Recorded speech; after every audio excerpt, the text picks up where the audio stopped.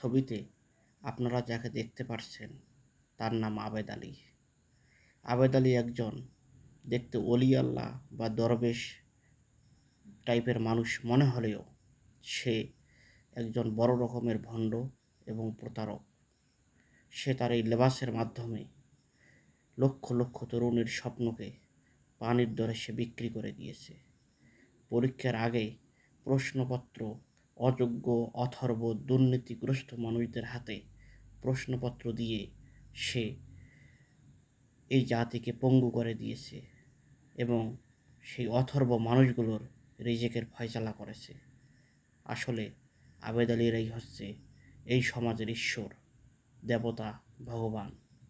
তাই এই আবেদ আলীদেরকে যদি নির্মূল করা না যায় তাহলে কখনোই একটা সভ্য সমাজ আমরা কল্পনা করতে পারি না।